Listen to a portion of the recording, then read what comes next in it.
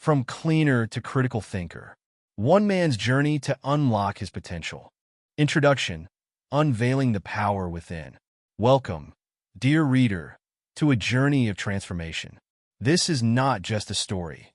It's an invitation to discover the extraordinary potential that lies dormant within each of us, waiting to be awakened by the power of critical thinking. In the pages that follow, you'll meet Frank Miller, a 40-year-old cleaner at a high-tech company called Tech Innovate.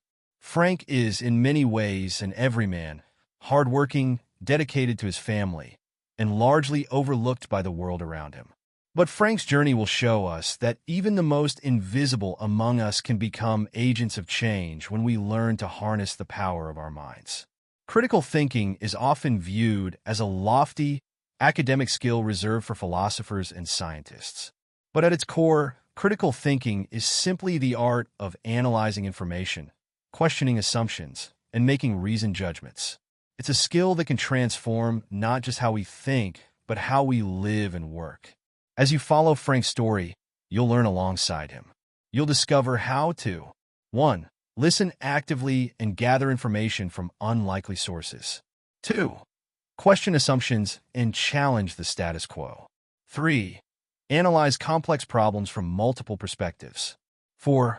Make reasoned decisions in the face of uncertainty. 5. Communicate your ideas effectively to others. But this book is more than just Frank's story. It's an interactive experience designed to help you develop your own critical thinking skills. At the end of each chapter, you'll find exercises and reflection questions to apply what you've learned to your own life. Exercise. Before we begin, let's do a quick self-assessment. Take a moment to reflect on the following questions. 1. On a scale of 1 to 10, how would you rate your current critical thinking skills? 2. In what areas of your life do you think improved critical thinking could make the biggest difference? 3. What's one assumption you hold about yourself or your abilities that might be limiting you? Write down your answers. As you progress through the book, come back to these questions and see how your perspective changes. Remember, critical thinking is not about being critical of others or ourselves. It's about opening our minds to new possibilities, questioning what we think we know, and constantly striving to understand more deeply. Frank's journey will take him from the shadows of invisibility to the forefront of innovation at Tech Innovate.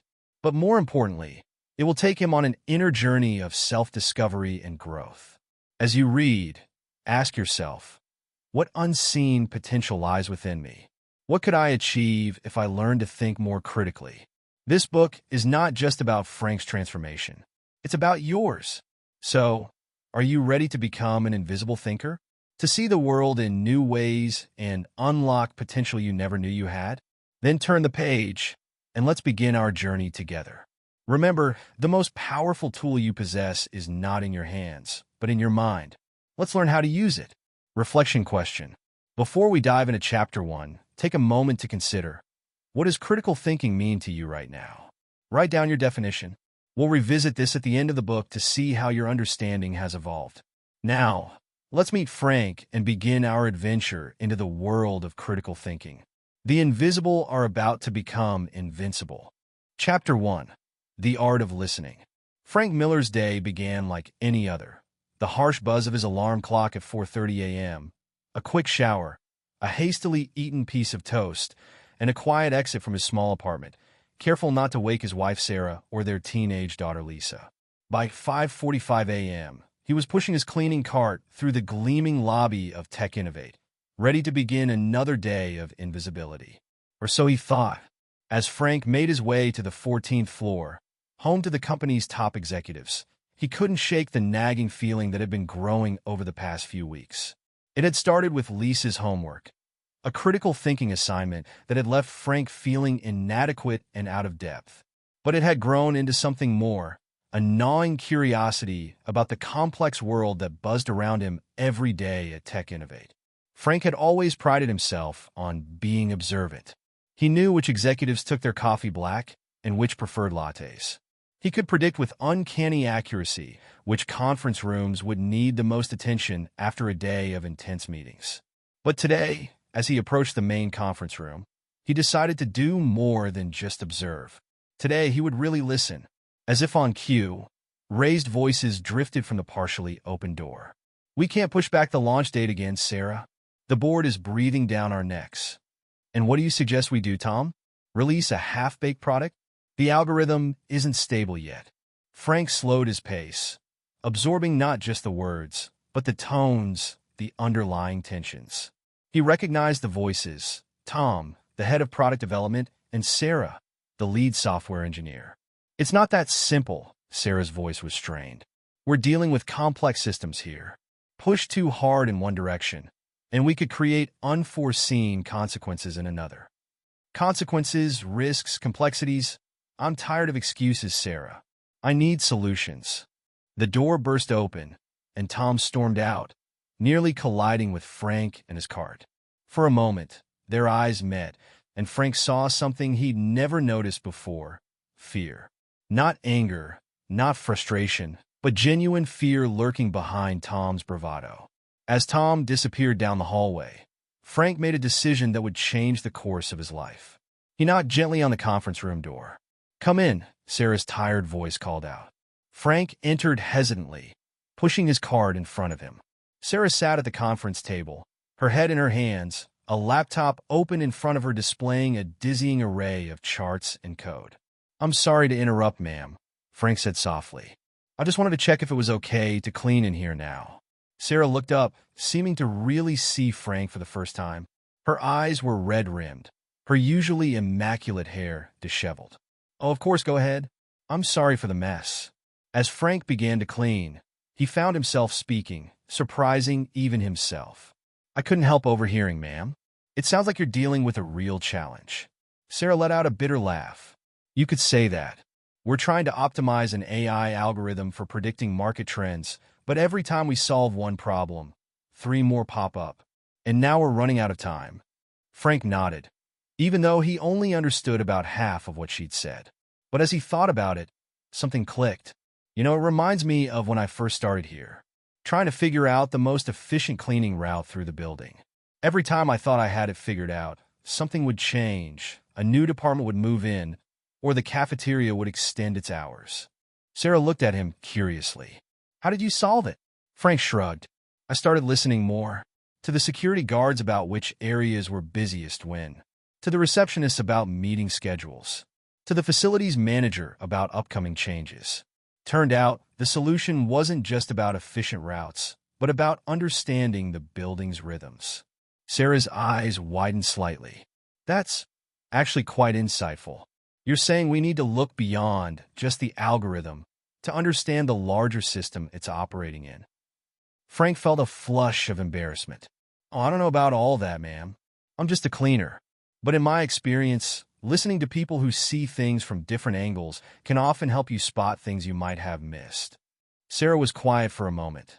Then she smiled, the first real smile Frank had seen from her.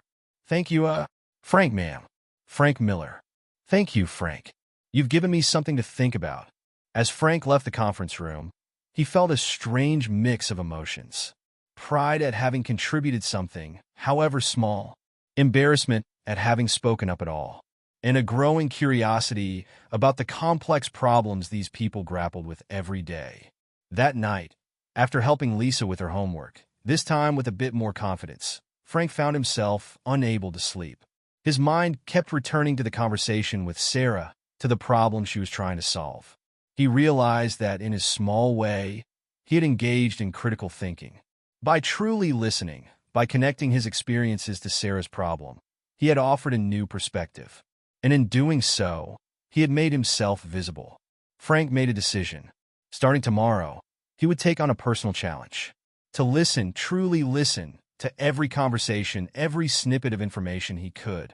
To try to understand not just the words, but the larger context they existed in. He didn't know where this challenge would lead him.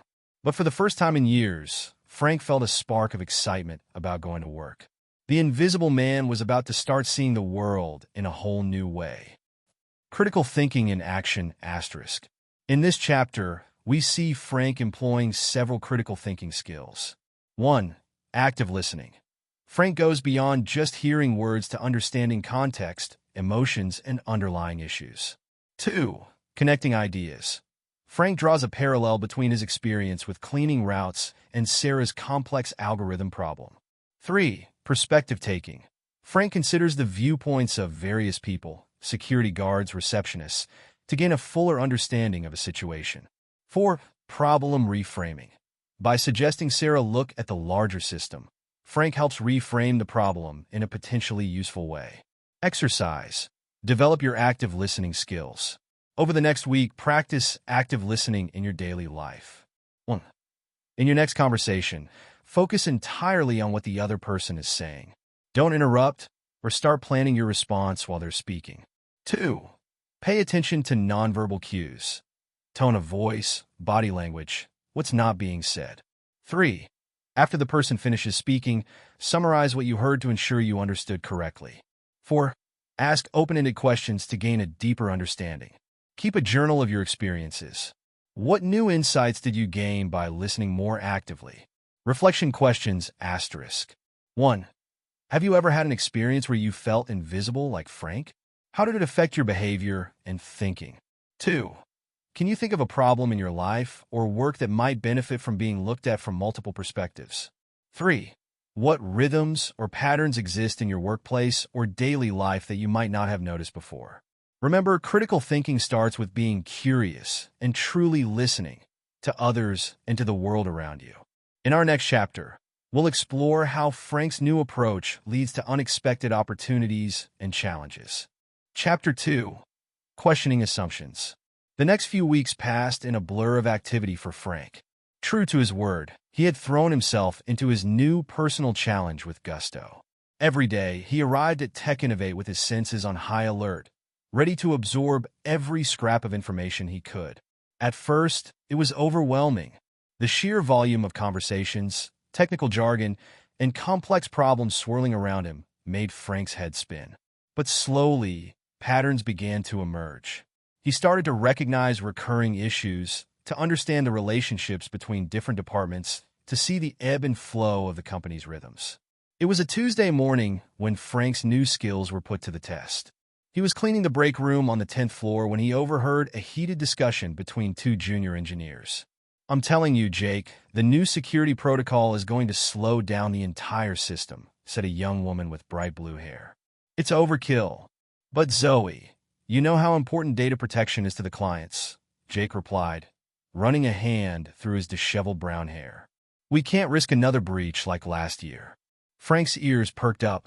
He'd heard whispers about a data breach, but never the full story. As he wiped down the counters, he listened intently. "I get that," Zoe said, frustration evident in her voice. "But this solution assumes that all threats are external. What about internal vulnerabilities? We're so focused on building a fortress that we're ignoring the fact that most data breaches come from within." Jake shrugged. "That's just how it's always been done. Security focuses on external threats. It's not our job to question it." As the two engineers left the break room, still arguing, Frank found himself mulling over their conversation. Something about it didn't sit right with him. He thought back to his conversation with Sarah a few weeks ago about looking at the larger system. That afternoon, as Frank was emptying the trash in the office of Mr. Thompson, the CEO, he decided to take a risk. "Excuse me, Mr. Thompson," Frank said, his heart pounding. "I couldn't help overhearing something today that I thought might be important." Mr. Thompson looked up from his computer, surprise evident on his face. It was possibly the first time he'd really looked at Frank in the 5 years he'd been cleaning his office. "Oh, what's that, Frank, sir." "Frank Miller." "Right, Frank. What did you hear?" Swallowing his nervousness, Frank recounted the conversation between Zoe and Jake, careful to keep their names out of it. He then added, "It got me thinking, sir. When I first started here, I assumed that the best way to keep the building clean was to focus on the areas that got the most foot traffic. But over time, I realized that some of the least visited areas like storage closets and server rooms could cause the biggest problems if neglected." Mr. Thompson leaned back in his chair, a thoughtful expression on his face. "That's an interesting analogy, Frank. Are you suggesting we should be looking more closely at our internal security?" Frank nodded, feeling more confident. "I'm not an expert, sir, But from what I've overheard, it seems like the company is so focused on building stronger walls that it might be overlooking the people inside those walls. Mr. Thompson was quiet for a long moment. Then he smiled. You've given me something to think about, Frank. Thank you for bringing this to my attention. As Frank left the office, he felt a mixture of exhilaration and disbelief. He, a cleaner, had just given advice to the CEO of a major tech company, and the CEO had listened. Over the next few days, Frank noticed increased activity in the security department. He overheard snippets of conversations about internal threat assessments and employee security training programs. A week later, he saw Zoe practically skipping down the hallway, excitedly telling a colleague about a new project she'd been assigned to revamp internal security protocols. Frank couldn't help but feel a sense of pride. By questioning the assumption that security was only about external threats, he had potentially helped the company address a significant vulnerability. But not everyone was pleased with Frank's newfound vocality. One morning, he overheard his direct supervisor, Mr. Jenkins, talking to another manager. I don't know what's gotten into Miller lately, Mr. Jenkins grumbled. He's getting ideas above his station. A cleaner should be seen and not heard, if you ask me. The words stung, but they also made Frank realize something important. Critical thinking wasn't just about asking the right questions or challenging assumptions. It was also about navigating the social and political realities of the workplace. He would need to find a balance between sharing his insights and respecting the hierarchies that existed. That night, as Frank helped Lisa with her homework, he shared a simplified version of his experiences. You know, sweetie, he said, sometimes the most important thing isn't having all the answers. It's about asking the right questions and not being afraid to challenge what everyone takes for granted. Lisa looked at him with newfound respect. That's kind of cool, Dad. I never thought about it that way. As Frank went to bed that night, he reflected on how much had changed in just a few short weeks. He was still a cleaner, still largely invisible to most of the people at Tech Innovate. But he was starting to see himself differently. He wasn't just a passive observer anymore. He was a thinker, a questioner, a potential problem solver. The invisible man was starting to cast a shadow, and Tech Innovate would never be quite the same. Critical thinking in action, asterisk. In this chapter, we see Frank developing several crucial critical thinking skills. 1. Questioning assumptions. Frank challenges the assumption that security threats are primarily external. 2. Making connections. He draws an analogy between cleaning strategies and security protocols. 3. Contextual thinking. Frank considers the broader implications of the security strategy for the entire company. 4. Communicating ideas. He learns to present his insights in a way that resonates with his audience, the CEO. Exercise. Challenge your assumptions. This week, practice identifying and questioning assumptions. 1. Choose an area of your life or work where you're facing a challenge. 2. List out all the assumptions you're making about this situation. These might be things you've always believed to be true or the way things are done. 3.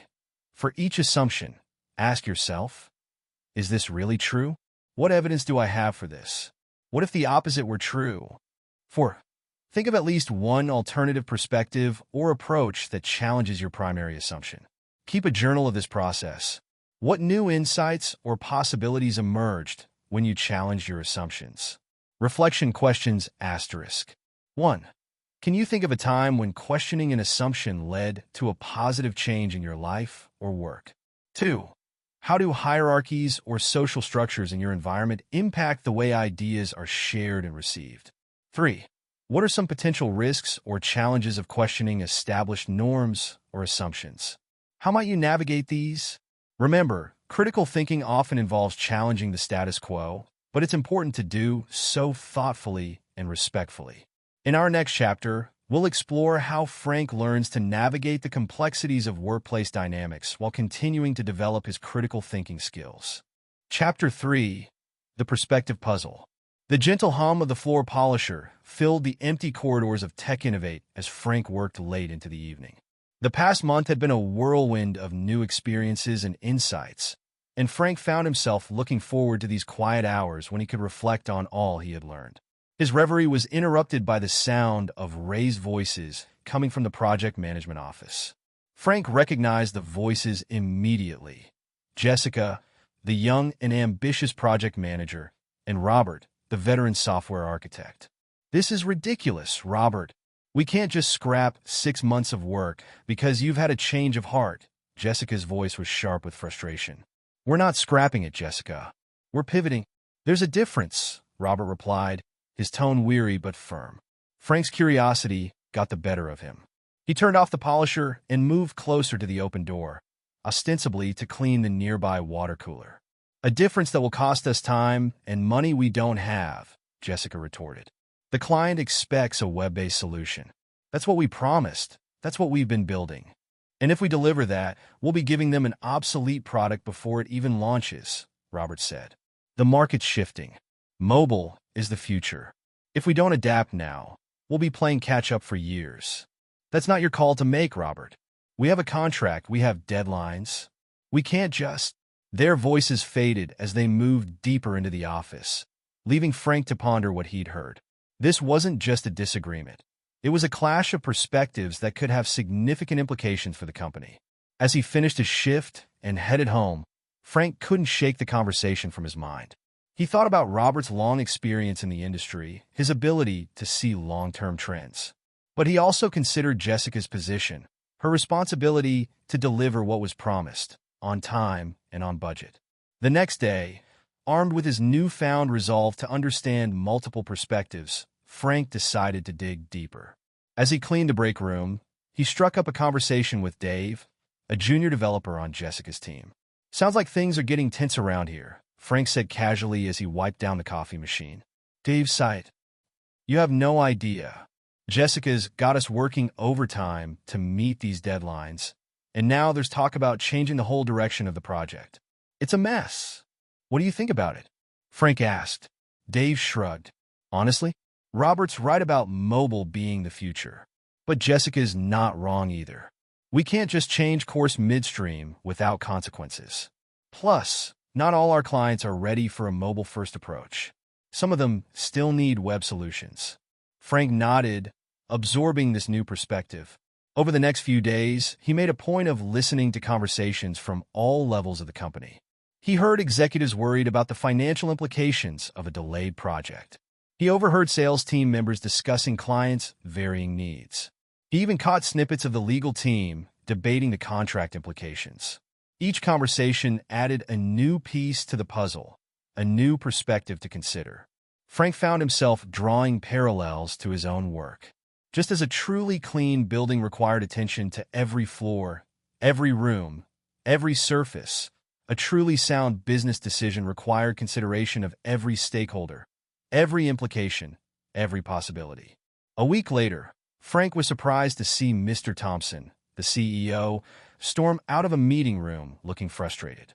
As Frank discreetly tidied up the room afterward, he overheard Mr. Thompson talking to his assistant. "I don't know how we're going to resolve this. Both Jessica and Robert make valid points, but they're so entrenched in their positions. We need a fresh perspective, something that bridges the gap." Frank felt a familiar flutter in his stomach. He had insights that could help, drawn from all he'd observed. But after the mixed reactions to his previous input, he hesitated. Was it his place to speak up? As he wrestled with his doubts, Frank remembered something his daughter Lisa had said about her critical thinking class. "Dad, our teacher says that sometimes the most valuable thing you can do is to reframe the problem." Taking a deep breath, Frank approached Mr. Thompson. "Excuse me, sir. I couldn't help overhearing, and I wondered if I might offer a thought." Mr. Thompson looked surprised but nodded. "Go ahead, Frank." "Well, sir, I've been listening to people talk about this issue all week. It seems to me that everyone's treating it as an either/or problem, either web or mobile. But from what I understand, different clients have different needs. What if instead of choosing one or the other, the company offered a flexible, modular solution? Something that could be primarily web-based for clients who need that, but with robust mobile capabilities for those ready to make the switch? That way, you're not locked into one path, and you can adapt as clients' needs change." Mr. Thompson stared at Frank for a long moment, his expression unreadable. Then, slowly, a smile spread across his face. "That's actually quite insightful, Frank. A hybrid approach could satisfy both perspectives and give us more flexibility in the long run. He clapped Frank on the shoulder. Thank you. You've given me a lot to think about. As Mr. Thompson walked away, already calling for a new meeting with Jessica and Robert, Frank felt a mix of pride and disbelief. He, a cleaner, had just helped shape the direction of a major project at a tech company. That evening, as Frank recounted the day's events to his family over dinner, he saw a new light of admiration in his daughter's eyes. "Dad," Lisa said, "I think you might be better at this critical thinking stuff than I am." Frank chuckled, but he felt a warmth spread through his chest. He was changing, growing. The invisible man was not only being seen, but heard and valued. As he lay in bed that night, Frank reflected on how far he'd come. By learning to see situations from multiple angles, by synthesizing diverse perspectives, he had discovered a new way to add value. He was no longer just a cleaner. He was becoming a problem solver, a mediator, a voice of reason. But with this new role came new challenges. Frank realized he would need to navigate complex workplace dynamics, balance his growing influence with his official position, and continue to develop his skills. The journey of the invisible thinker was far from over. In fact, it felt like it was only just beginning. Critical thinking in action, asterisk. In this chapter, we see Frank developing several advanced critical thinking skills. 1. Perspective taking. Frank actively seeks out and considers multiple viewpoints on a complex issue. 2. Synthesizing information. He combines insights from various sources to form a more complete understanding. 3. Problem reframing. Frank redefines the problem from an either/, or situation to a both/ and opportunity. 4. Systems thinking. He considers how different parts of the company and its clients interconnect and affect each other. Exercise perspective mapping. This week, practice analyzing a situation from multiple perspectives. 1. Identify a complex problem or decision you're facing at work or in your personal life. 2. List all the stakeholders who are affected by or have influence over the situation. 3. For each stakeholder, write down their main concerns or priorities, what they stand to gain or lose, their potential objections or reservations. 4. Try to imagine the situation from each stakeholder's point of view. What would their ideal solution look like? 5. Based on this analysis, can you identify any common ground or potential compromises? Keep a journal of this process. How did considering multiple perspectives change your understanding of the situation? Reflection questions, asterisk. 1. Can you recall a time when you changed your opinion about something after considering it from a different perspective? What prompted that shift? 2. How might the skill of perspective taking be valuable in your personal relationships? 3. What are some potential challenges or drawbacks to always considering multiple perspectives? How might you balance this with the need to make timely decisions? Remember, effective critical thinking often involves synthesizing diverse viewpoints to arrive at novel solutions. In our next chapter, we'll explore how Frank begins to formalize his critical thinking process and faces new challenges as his role at Tech Innovate continues to evolve. Chapter 4. The Framework Finder. The early morning sun cast long shadows across Tech Innovate's lobby as Frank arrived for his shift. The building was quiet, but there was an undercurrent of tension that even the pre-dawn stillness couldn't hide. Frank had overheard enough in the past week to know that the company was facing a major crisis. As he made his way to the executive floor, Frank's mind was racing.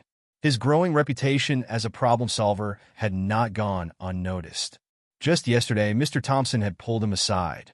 "Frank," the CEO had said, his voice low and urgent, "I need your eyes and ears more than ever.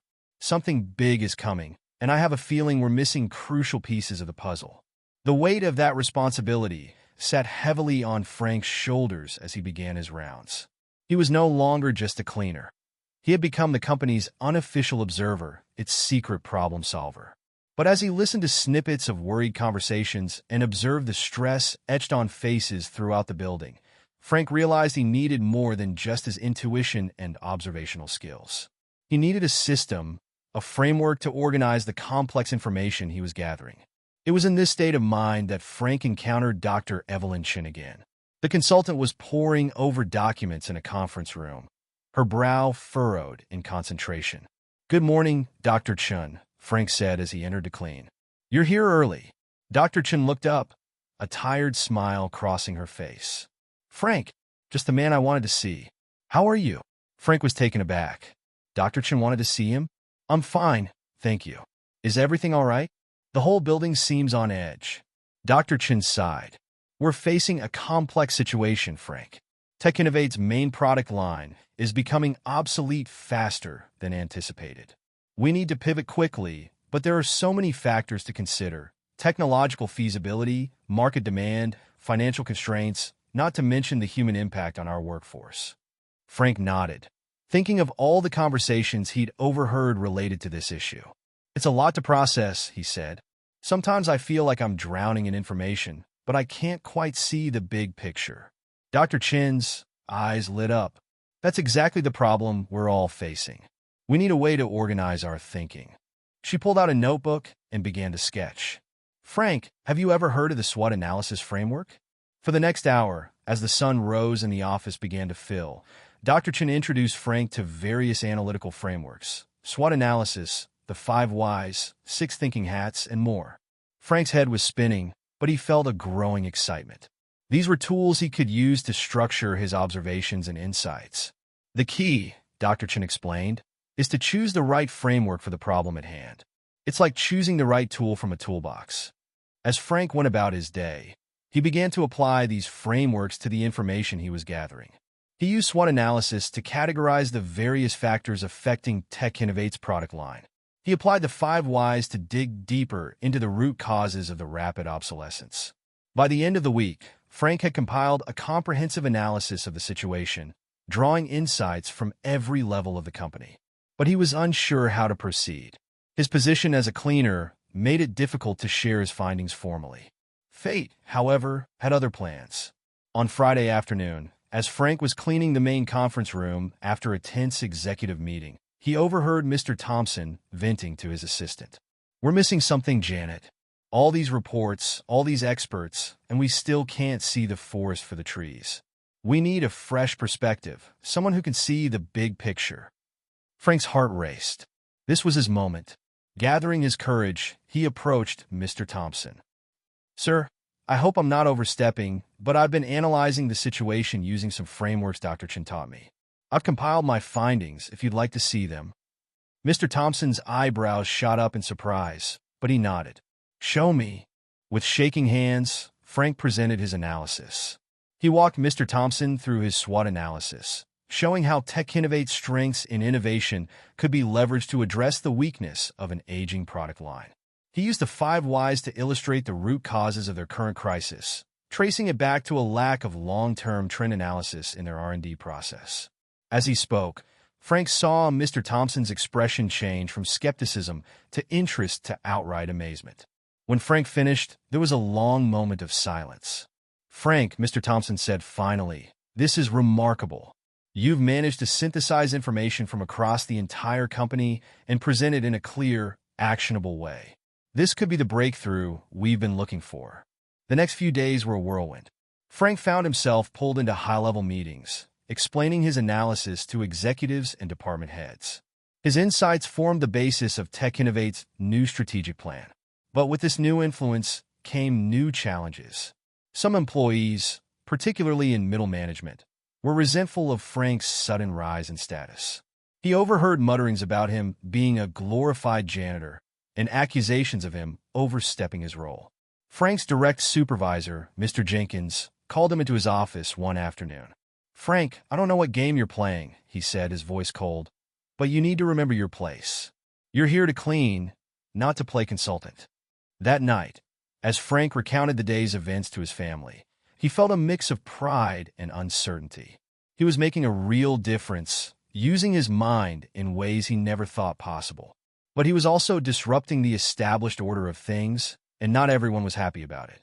"Dad," Lisa said, her eyes shining with admiration, "you're like a superhero with a secret identity. The invisible thinker." Frank chuckled, but her words struck a chord. He was invisible no longer, but he wasn't fully visible either. He was caught between two worlds, and he would need all his critical thinking skills to navigate this new reality. As he lay in bed that night, Frank realized that his journey was far from over. He had found his frameworks, his tools for making sense of complex problems. But now he faced a new challenge: how to balance his growing influence with his official role, how to contribute his insights without alienating others. The invisible thinker had become visible, but his greatest test was yet to come. Critical thinking in action, asterisk. In this chapter, we see Frank developing more advanced critical thinking skills. 1. Using analytical frameworks. Frank learns to apply structured thinking tools like SWOT analysis and the 5 whys. 2. Synthesizing complex information. He gathers and organizes data from various sources across the company. 3. Communicating analysis. Frank learns to present his insights clearly and persuasively. 4. Navigating organizational dynamics. He begins to understand the complexities of influence and resistance in a corporate setting. Exercise. Applying analytical frameworks. This week, practice using a formal analytical framework. 1. Choose a complex problem in your work or personal life. 2. Select one of the following frameworks: SWOT analysis, strengths, weaknesses, opportunities, threats. 5 whys, asking why recursively to get to root causes. 6 thinking hats, looking at a problem from multiple perspectives. 3. Apply your chosen framework to analyze your problem. 4. Write a brief report or presentation of your findings. 5. Reflect on how using the framework changed your understanding of the problem. Reflection questions, asterisk. 1. How might using formal frameworks enhance or limit your critical thinking? 2. Can you think of a situation where you've seen someone's ideas dismissed because of their position or status? How might this impact an organization's ability to solve problems? 3. How would you balance the need to contribute valuable insights with the need to respect organizational hierarchies and roles? Remember, while frameworks can be powerful tools for organizing thought, they're just that, tools. The real power of critical thinking comes from how you apply these tools and interpret the results. In our next chapter, we'll explore how Frank deals with the backlash from his rising influence and learns to navigate the ethical dimensions of his new role. Chapter 5. The Truth Seeker. The corridors of Tech Innovate buzzed with an energy Frank had never experienced before. His analysis had sparked a company-wide restructuring effort, and everywhere he looked, he saw evidence of change. New project teams were forming, strategy meetings ran late into the night, and there was a palpable sense of urgency in the air. But with this new energy came new tensions. As Frank made his rounds, he couldn't help but notice the sideways glances, the hushed conversations that stopped when he entered a room. His rise from cleaner to unofficial analyst had not gone unnoticed, and not everyone was pleased. It was in this charged atmosphere that Frank overheard a conversation that would test everything he had learned about critical thinking. "I'm telling you, it's a gold mine," a voice whispered urgently. Frank recognized it as belonging to Marcus, a mid-level manager in the sales department. "My contact at Rival Tech says they're about to announce a revolutionary new product. If we pivot our development now, we could beat them to market." Frank slowed his cleaning, ears perked. This sounded like crucial information for the company's new strategy. "Are you sure about this, Marcus?" another voice asked skeptically. "It sounds too good to be true." "Trust me," Marcus insisted. "My source is reliable. We need to act on this now before anyone else gets wind of it." As the conversation faded, Frank felt a weight settle in his stomach. This information could be game-changing for Tech Innovate. But something didn't feel right. His newfound critical thinking skills were setting off alarm bells. That night, unable to sleep, Frank revisited Dr. Chen's lessons on evaluating information sources. He remembered her words: "In the age of information, critical thinking isn't just about analyzing data. It's about questioning where that data comes from." The next day, Frank decided to do some digging. He started by casually chatting with different members of the sales team, probing gently about industry rumors and competitor news. He paid close attention during his cleaning rounds, gathering snippets of conversations about market trends and technology developments. As he collected information, Frank applied the source framework Dr. Chen had taught him. Scrutinize the origin. Where did the information come from? Observe objectivity. Is there potential bias? Understand the context. What's the bigger picture? Review credibility. How reliable is the source? Cross-check. Can the information be verified elsewhere? Evaluate evidence. What facts support the claims? The more Frank investigated, the more his suspicions grew. He couldn't find any corroborating evidence for Marcus's claims. In fact, most of the chatter he heard suggested that rival tech was struggling with setbacks, not on the verge of a breakthrough. Frank faced a dilemma. He had uncovered what he believed to be misinformation, potentially being used to influence company strategy. But how could he, a cleaner, challenge the word of a manager? And what if he was wrong? As he grappled with this ethical dilemma, Frank remembered something his father used to say. The truth doesn't mind being questioned. A lie does. Taking a deep breath, Frank decided to approach Mr. Thompson directly. He knocked on the CEO's office door, his heart pounding. "Frank," Mr. Thompson greeted him warmly. "What can I do for you?" "Sir," Frank began hesitantly, "I've overheard some information that I think you should know about. But I'm not sure how to, that is, it's not my place." Mr. Thompson's expression softened. "Frank, after your last analysis, I think you've earned the right to speak freely. What's on your mind?" Gathering his courage, Frank shared what he had overheard and the results of his investigation. He carefully laid out the facts he had gathered, the lack of corroborating evidence, and his concerns about the reliability of the information. As he spoke, Frank saw Mr. Thompson's expression change from curiosity to concern. When Frank finished, the CEO was silent for a long moment. "Frank," he said finally, "I can't express how valuable this is.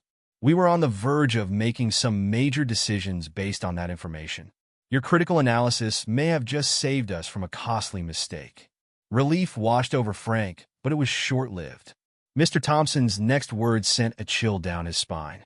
"However, this raises some serious questions about Marcus's actions. We'll need to investigate this further. Frank, I'll need you to document everything you've told me. Can you do that?" Frank nodded, a mix of emotions swirling inside him. He was proud of his critical thinking, of his ability to seek out the truth. But he also realized that his actions would have real consequences for Marcus and potentially others in the company. As he left Mr. Thompson's office, Frank overheard Marcus in heated discussion with another executive. Their eyes met briefly, and Frank saw a flash of suspicion in Marcus's gaze. That evening, as Frank recounted the day's events to his family, his daughter Lisa looked at him with a mixture of admiration and concern. "Dad," she said slowly, "you're like a detective now. But isn't it dangerous? Won't people be angry if you uncover things they want to keep hidden?" Frank considered her words carefully. "Sometimes, sweetheart, seeking the truth can be risky. But in the long run, it's always the right thing to do. The key is to be thorough, to question everything, and to always be ready to admit if you're wrong." As he lay in bed that night, Frank reflected on how far he'd come. He had started this journey simply wanting to understand his daughter's homework better. Now, he was uncovering corporate intrigue and influencing company strategy. But with this new power came new responsibilities. Frank realized that critical thinking wasn't just about solving puzzles or making smart decisions. It was about seeking truth, even when that truth was uncomfortable or inconvenient. It was about having the courage to question not just others, but yourself. The invisible thinker was becoming a truth seeker. And in a world of complex information and competing agendas, Frank knew that this might be his most important role yet. Critical thinking in action **. In this chapter, we see Frank developing crucial skills in information evaluation. 1. Source evaluation. Frank learns to critically assess the origin and reliability of information. 2. Fact-checking. He actively seeks out corroborating evidence for claims. 3. Ethical decision-making. Frank grapples with the moral implications of his discoveries. 4. Effective communication. He learns to present sensitive information clearly and responsibly. Exercise.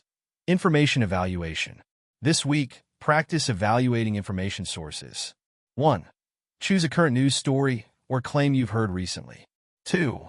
Apply the source framework to evaluate the information. Scrutinize the origin. Observe objectivity. Understand the context. Review credibility. Cross-check. Evaluate evidence. 3. Write a brief report on your findings. How reliable is the information? What additional sources would you need to verify it? 4. Reflect on how this process changed your view of the information. Reflection questions asterisk. 1. Have you ever been in a situation where you discovered information that others might want to suppress? How did you handle it? 2. How do you balance the need for truth-seeking with the potential consequences of uncovering uncomfortable truths? 3. In an age of information overload, how can we develop the habit of critically evaluating sources without becoming overly cynical or paranoid? Remember, critical thinking in the information age isn't just about analyzing data. It's about questioning where that data comes from and understanding its broader implications. In our next chapter, we'll explore how Frank's growing reputation as a critical thinker leads to new opportunities and challenges as he learns to navigate the complex world of corporate politics and decision-making. Chapter 6. The Feedback Loop. The morning sun streamed through the windows of TechInnovate's main conference room, illuminating a scene Frank Miller never thought he'd be part of. Seated at the large oval table were the company's top executives, department heads, and key project managers. And there, at the head of the table, stood Frank, about to present his latest analysis on the company's new strategic direction. As he began his presentation, Frank felt a mix of pride and nervousness. His journey from cleaner to key advisor had been rapid and at times overwhelming. But as he walked the group through his carefully crafted slides, pointing out potential pitfalls and opportunities in the new strategy, he felt a sense of confidence he'd never experienced before. When he finished, there was a moment of silence. Then, Mr. Thompson spoke up. "Thank you, Frank. This is exactly the kind of thorough, critical analysis we need. Your unique perspective continues to be invaluable." A warm glow of satisfaction spread through Frank's chest. But it was short-lived. "If I may," a voice cut through the murmur of approval. It was Marcus, the sales manager whose misinformation Frank had uncovered weeks earlier. "While I appreciate Mr. Miller's enthusiasm, I have some concerns about his methodology." For the next 10 minutes, Marcus meticulously picked apart Frank's analysis, questioning his data sources, challenging his conclusions, and suggesting that Frank's lack of formal business education made him ill-equipped to advise on such crucial matters. Frank felt his face grow hot. He had anticipated some pushback, but not this level of criticism. As other voices joined in, some supportive and others critical, Frank found himself struggling to keep up, to defend his work without becoming defensive. Finally, Dr. Chun, who had been quietly observing, raised her hand. "Frank," she said gently, "how do you respond to these critiques?" Frank took a deep breath, remembering Dr. Chen's lessons on handling feedback. "Thank you all for your input," he began, his voice steadier than he felt. "I appreciate the thoroughness of your feedback. Marcus, you've raised some valid points about my data sources that I'll definitely review. As for my background, you're right that I don't have formal business training, but I believe my outsider's perspective allows me to see patterns others might miss." He paused, then added, "That said, I'm here to learn. I welcome all of your expertise to help refine and improve this analysis. My goal is not to be right, but to help us all make the best decisions for TechInnovate." The tension in the room noticeably eased. Even Marcus gave a grudging nod of acknowledgement. As the meeting adjourned, Dr. Chun pulled Frank aside. "Well handled," she said with a smile. "Remember, Frank, feedback, even harsh criticism, is a gift. It's an opportunity to refine your thinking and improve your work." Over the next few weeks, Frank found himself in a whirlwind of feedback sessions. Some were formal, like detailed reviews of his analyses with the strategy team. Others were informal, a quick chat in the hallway, a note left on his clean desk. At first, the constant scrutiny was overwhelming. Frank found himself second-guessing every decision, every conclusion. But slowly, he began to see patterns in the feedback. He started categorizing it. 1. Constructive criticism that pointed out genuine flaws or oversights in his thinking. 2. Different perspectives that, while not invalidating his conclusions, added new dimensions to consider. 3. Emotionally driven pushback from those threatened by his rising influence. 4. encouragement, and validation from those who saw value in his unique approach. Frank developed a system for processing this feedback. After each interaction, he would take a few minutes to jot down notes. What was the main point of the feedback? Is it highlighting a blind spot in my thinking? How can I verify or further investigate this point? What can I learn from this, regardless of whether I agree? This systematic approach helped Frank separate his emotional reactions from the valuable insights hidden in each piece of feedback. He began to see criticism not as a personal attack, but as a tool for refining his critical thinking skills. One evening, as Frank was finishing up his cleaning rounds, he overheard two junior analysts discussing his latest presentation. "I don't get it," one said. "How does a cleaner come up with this stuff? It's like he sees connections none of us spotted." "I heard he spends hours just observing and listening," the other replied. "And he's always asking questions, always willing to admit when he doesn't know something." Frank smiled to himself. They had inadvertently highlighted the very essence of his approach: curiosity, humility, and a willingness to learn from every interaction. That night, at the dinner table, Frank shared his experiences with his family. His daughter Lisa looked thoughtful. "Dad," she said, "it's like you're using everyone's brains to make your own brain smarter." "That's pretty cool." Frank chuckled. "That's a great way to put it, sweetheart. In fact, there's a term for that in critical thinking: intellectual humility. It's about recognizing that no one person has all the answers and being open to learning from anyone and everyone." As he reflected on his journey that night, Frank realized how far he'd come.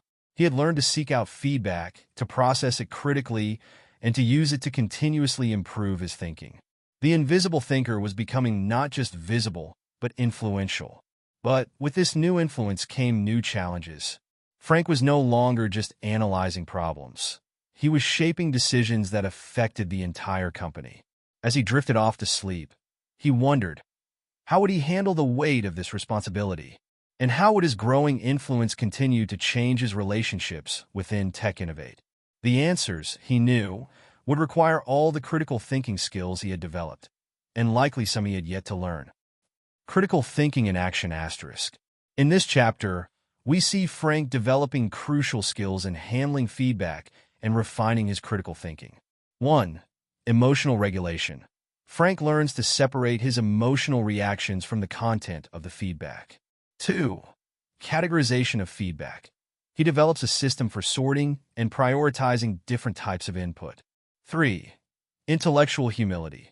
Frank demonstrates the ability to acknowledge his limitations and learn from others. 4. Continuous improvement. He uses feedback as a tool for ongoing refinement of his critical thinking skills. Exercise. Feedback analysis. This week, practice processing feedback more effectively. 1. Keep a feedback journal for 1 week.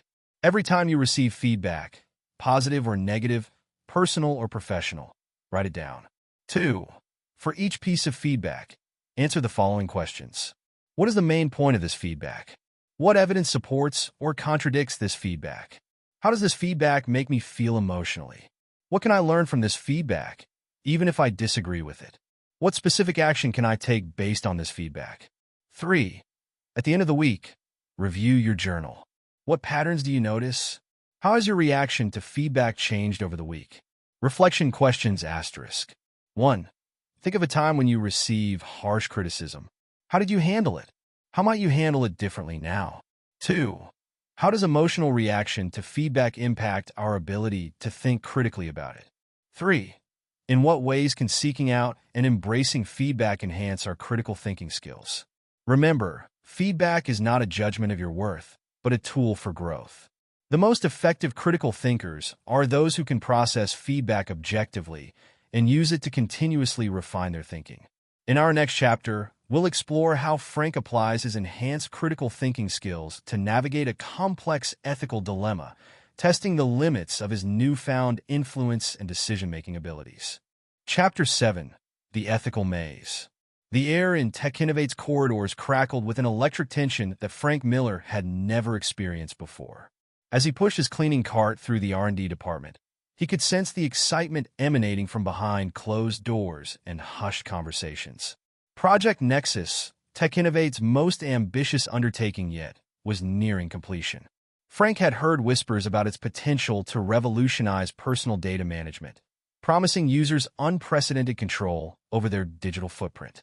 The anticipation was palpable, with the product launch just weeks away. As Frank emptied a trash bin, a crumpled piece of paper caught his eye. Normally, he wouldn't pry, but a red stamp reading "Confidential" piqued his curiosity. Smoothing out the paper, he felt his heart race as he read its contents. The note detailed a critical flaw in Project Nexus's security protocol, a backdoor that could potentially allow unauthorized access to users' personal data. What alarmed Frank most was the final line: probability of discovery low. Recommended action: proceed with launch as scheduled. Frank's mind reeled. This wasn't just a technical glitch, it was an ethical minefield. He knew he had to act, but the complexity of the situation made him pause. This would be the ultimate test of his critical thinking skills. That night, unable to sleep, Frank pulled out a notebook and began to apply the critical thinking frameworks he'd learned. He started with a decision matrix, listing out his possible actions and their potential consequences. 1. Report the issue directly to Mr. Thompson. Pros: quick action, fulfilling ethical responsibility. Cons: potential to be dismissed as overstepping, lack of technical expertise. 2. Discuss with Dr. Chan for guidance. Pros: gain expert insight, formulate a more informed approach. Cons: delay in addressing the issue, risk of information spreading. 3. Anonymously leak the information. Pros: ensures the issue is known, protects his position. Cons: loss of control over the information, potential legal implications. 4. Confront the R&D team directly. Pros: immediate action, chance for clarification. Cons: potential hostility, accusation of snooping. 5. Do nothing. Pros: avoids conflict, maintains status quo. Cons: ethical burden, potential harm to users. As he stared at his list, Frank realized that this decision required more than just logical analysis. It touched on fundamental ethical principles. He remembered a framework Dr. Chun had mentioned for ethical decision-making: the moral approach. M. Identify the moral dilemma. O. Outline the options. R. Evaluate the risks and benefits of each option. A. Affirm core principles and values. L. Decide on the logical course of action. Frank worked through the night, meticulously applying this framework to his situation. He realized that at the core of his dilemma was a conflict between corporate loyalty and public safety, between short-term gain and long-term ethical responsibility. As dawn broke, Frank had made his decision. He would approach Mr. Thompson directly, armed with a thorough analysis of the situation and a proposed action plan. Later that morning, Frank knocked on Mr. Thompson's office door, his heart pounding. "Frank," Mr. Thompson greeted him warmly. "What brings you here so early?" Taking a deep breath, Frank laid out everything he had discovered and his subsequent analysis. He watched as Mr. Thompson's expression shifted from confusion to concern to something Frank couldn't quite read. When Frank finished, Mr. Thompson was silent for a long moment. Then he said, "Frank, do you realize the implications of what you're suggesting? Delaying the launch could cost us millions, not to mention our competitive edge." "I understand, sir," Frank replied, his voice steadier than he felt. "But I've analyzed this from every angle. The potential long-term cost of proceeding, both financially and ethically, far outweighs the short-term gains. We have a responsibility to our users." Mr. Thompson leaned back in his chair, studying Frank intently. "You know, when I first allowed you into these strategic discussions, I never imagined you'd be bringing me something like this. It would be easier to ignore this, to plead ignorance if it ever came to light." Frank felt a chill run down his spine, but he stood his ground. "Easier, yes, sir, but not right." After what felt like an eternity, Mr. Thompson nodded. "You're right, of course. I'll call an emergency meeting with the R&D team. I want you there, Frank. Your perspective will be crucial." The next few weeks were a blur of activity. The product launch was delayed, much to the shareholders' dismay. But Frank's analysis helped the team identify and fix not just the security flaw, but several other potential issues that had been overlooked in the rush to market. As the dust settled, Frank found himself in a new position, officially recognized as a strategic analyst while still maintaining his role as head of the cleaning staff. His unique journey and perspective were now seen as assets, bridging worlds that had previously been separate. One evening, as Frank was leaving work, he overheard two executives talking. One said, "I used to think ethics were a luxury in business. But this Nexus situation showed me that ethical thinking is just good business sense in the long run." The other nodded. And to think, we might have missed it if not for a cleaner who learned to think critically. It's a reminder that good ideas can come from anywhere if we're open to hearing them. As Frank walked home, he felt a profound sense of satisfaction. He had navigated the ethical maze, not by following a predetermined path, but by carefully analyzing each turn, considering the consequences, and staying true to his principles. At dinner that night, Frank shared a simplified version of events with his family. His daughter Lisa looked at him with a mix of pride and curiosity. "Dad," she said, "how did you know what the right thing to do was? It sounds like such a tough decision." Frank smiled. "It was tough, sweetheart. But that's where critical thinking comes in. It's not just about solving puzzles or making smart business decisions.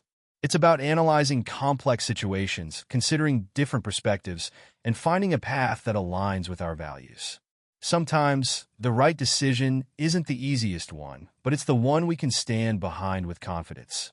As he lay in bed that night, Frank reflected on how far he'd come. From an invisible cleaner to a respected analyst, his journey had been transformative. But he realized that the most important transformation hadn't been in his job title or influence, but in how he approached the world. He had learned to navigate complexity, to make difficult decisions, and to stand up for what he believed was right. The invisible thinker had become a beacon of ethical critical thinking, illuminating the path forward not just for himself, but for all of Tech Innovate. And Frank knew that this was just the beginning of a lifelong journey of learning, growth, and positive impact. Critical thinking in action, asterisk. In this chapter, we see Frank applying advanced critical thinking skills to an ethical dilemma. 1. Ethical decision-making. Frank uses structured frameworks to navigate a complex moral issue. 2. Consequence analysis. He thoroughly evaluates the potential outcomes of different actions. 3. Principled reasoning. Frank aligns his decision with core ethical principles and long-term values. 4. Effective communication. He presents his analysis and recommendations clearly and persuasively. Exercise. Ethical decision-making. This week, practice applying ethical reasoning to a complex situation. 1. Identify an ethical dilemma you're facing or one from recent news. 2. Apply the moral framework to this situation. M. Identify the moral dilemma. O. Outline the options. R. Evaluate the risks and benefits of each option. A. Affirm core principles and values. L. Decide on a logical course of action. 3.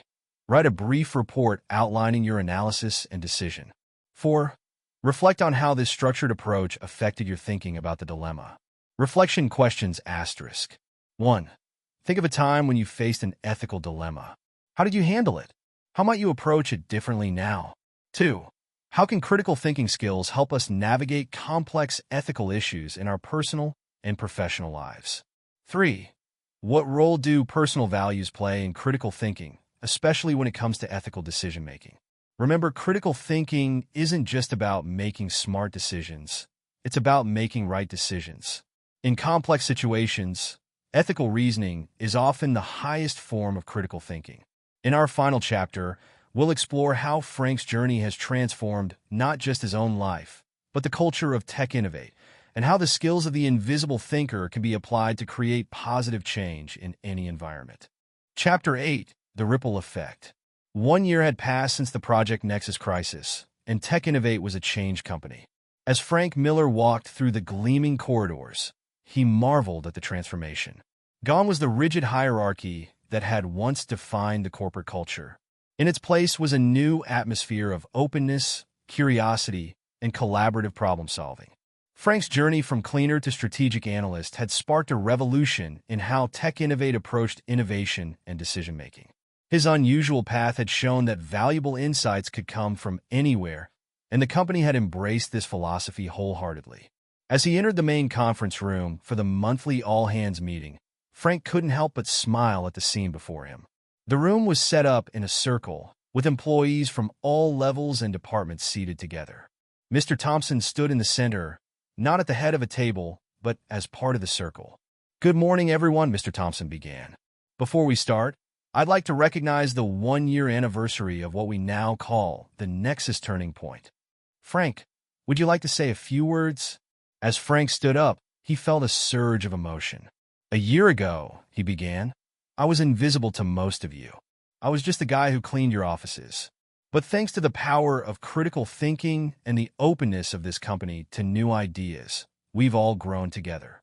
He paused, looking around the room. "What I've learned, and what I hope we've all learned, is that critical thinking isn't just a skill, it's a way of life. It's about being curious, questioning assumptions, seeking out different perspectives, and having the courage to speak up when it matters." As Frank spoke, he saw nods of agreement and thoughtful expressions around the room. He continued, "But perhaps the most important lesson is that critical thinking isn't a solitary activity. It thrives on diversity of thought, on collaboration, on the free exchange of ideas. What we've built here at Tech Innovate isn't just a more efficient company. It's a community of thinkers, all contributing to our collective intelligence." After the meeting, Frank found himself approached by a young intern, her eyes bright with curiosity. "Mr. Miller," she said, "your story is so inspiring. But how can someone like me, just starting out, develop those kinds of critical thinking skills?" Frank smiled warmly. "First of all, call me Frank. And secondly, you're already on the right path just by asking that question. Critical thinking starts with curiosity. Here's what I'd suggest. 1. Question everything, especially your own assumptions. Always ask why and what if. 2. Seek out diverse perspectives. Talk to people from different departments, different backgrounds. You'll be amazed at what you can learn. 3. Practice active listening. Really focus on understanding others, not just waiting for your turn to speak. 4. Use frameworks and tools to organize your thinking, but don't be bound by them. They're guides, not rules. 5. Embrace feedback and learn from mistakes. Every setback is an opportunity to refine your thinking. 6. Stay ethically grounded. Critical thinking without a moral compass can lead us astray. 7. Never stop learning. The world is always changing, and so should our thinking. The intern nodded eagerly, jotting down notes. "Thank you, Frank. I'll start practicing right away." As Frank watched her walk away, he felt a sense of continuity. His journey wasn't just about his own growth. It was about sparking that same curiosity and critical thinking in others. Later that day, Frank received an unexpected visit from Dr. Chun. "I hear you've become quite the mentor," she said with a smile. "How does it feel to be on the other side?" Frank chuckled. "Honestly, it's both exhilarating and humbling. Every time I teach someone else, I learn something new myself." Dr. Chin nodded approvingly. "That's the mark of a true critical thinker, Frank. The recognition that learning is a lifelong journey, and that wisdom can come from anywhere." As they chatted, Frank reflected on how his relationship with Dr. Chun had evolved. From mentor and student to colleagues, and now friends. Their connection was a testament to the power of shared intellectual curiosity. That evening, as Frank walked home, he found himself thinking about the broader implications of his journey. The skills he had developed, critical thinking, ethical reasoning, effective communication, weren't just valuable in the corporate world. They were tools for navigating life itself. At dinner, Frank shared his reflections with his family. His daughter Lisa, now in her final year of high school, listened intently. "Dad," she said, "I've been thinking about what I want to do after graduation. I used to think I had to choose a specific career path, but now I'm realizing that developing how I think is more important than deciding what to think about. Your journey has shown me that." Frank felt a surge of pride and love. "That's a profound insight, sweetheart. The future is unpredictable, but if you know how to think critically, adapt to new information, and stay true to your values, you'll be prepared for anything." As he lay in bed that night, Frank thought about the incredible journey of the past year. From an invisible cleaner to a catalyst for company-wide change, his path had been anything but ordinary. But what struck him most was not how much he had changed, but how much he had discovered about the potential that had been within him all along. The invisible thinker was invisible no more. Instead, Frank had become a beacon, illuminating the power of critical thinking for all those around him. And in doing so, he had not only transformed himself and his company, but had set in motion ripples of change that would continue to spread far beyond the walls of Tech Innovate. As he drifted off to sleep, Frank's last thoughts were not of the past, but of the future. What new challenges would tomorrow bring? What new opportunities to learn, to grow, to make a difference? Whatever they were, he knew he was ready to face them, armed with curiosity, critical thinking, and an unwavering commitment to seeking the truth. The journey of the invisible thinker had only just begun.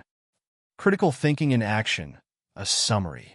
Throughout Frank's journey, we've seen the development and application of key critical thinking skills. 1. Active listening and observation. 2. Questioning assumptions. 3. Analyzing information from multiple perspectives. 4. Applying structured thinking frameworks. 5. Evaluating sources and evidence. 6. Ethical reasoning and decision-making. 7. Effective communication of ideas. 8. Continuous learning and adaptation. Final exercise, your critical thinking manifesto. As we conclude this journey, it's time to create your own critical thinking manifesto. 1. Reflect on each chapter of Frank's story. What key lessons resonated most with you? 2. For each lesson, write down one specific way you can apply it in your life or work. 3. Draft a personal statement about the role of critical thinking in your life. How will you commit to developing and using these skills? 4. Create an action plan for the next month, detailing how you'll practice critical thinking in your daily life. 5. Share your manifesto with a friend or colleague and invite them to join you on this journey of intellectual growth. Final reflection questions, asterisk. 1. How has your understanding of critical thinking evolved since the beginning of this book? 2. In what areas of your life do you think improved critical thinking will have the most significant impact? 3. What challenges do you anticipate in applying these skills, and how might you overcome them? 4. How can you create a ripple effect of critical thinking in your own sphere of influence? Remember, critical thinking is not a destination, but a journey.